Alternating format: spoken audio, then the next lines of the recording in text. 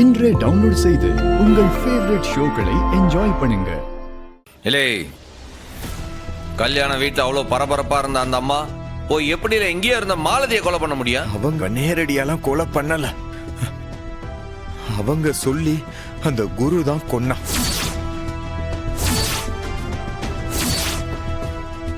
அவங்களோட முக்கியமான அடியாலே அந்த குரு தான்ல.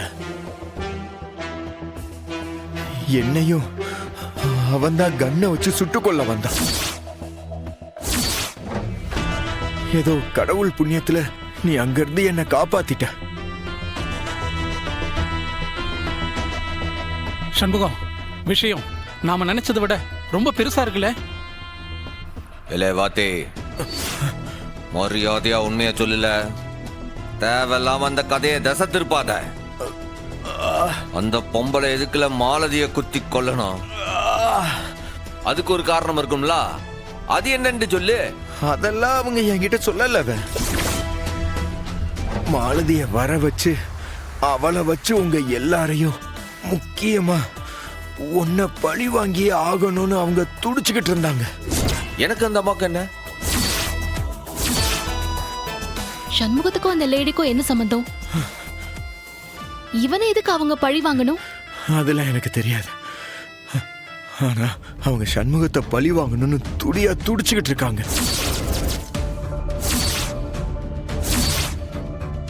அதனாலதான் அவங்க பையன் கௌதமுக்கு வீராவை கல்யாணம் பண்ணி வைக்க பார்த்தாங்க.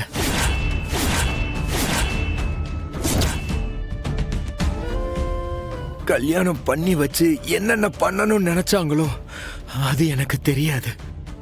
அதுக்காக தான் திட்டம் போட்டு அவன் மாவனுக்கு வீராவை கல்யாணம் பண்ணி வைக்க பார்த்தாவளா? இப்ப நீ சொன்னதை அப்படியே வாக்கு மூலமா கொடுப்பியா? நிச்சயமா கொடுக்கறேன். இதையே கோர்ட்ல வந்து 164 வாக்கு மூலமா கொடுப்பியா? ஐயோ, நான் என்ன வேணாலும் செய்ய தயாரா தான் இருக்கேன். ஆனா அது வரைக்கும் அவங்க என்ன உசுரோட இருக்க விடுவாங்களான்னு தெரியலையே. நிச்சயம் கொன்றுவாங்க.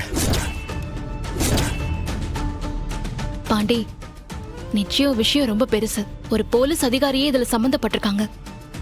ஒருவேளை இவரை நீ ஜெயில வச்சாலும் அங்க நிச்சயமா இவருக்கு பாதுகாப்பு இருக்காது. இவனுக்காக இல்ல, உண்மைக்காக, என் தங்கச்சி ரத்னாவுக்காக, என் தங்கச்சி வீராக்காக, ஜெயில போய் தவிக்கான அறிவழகனுக்காக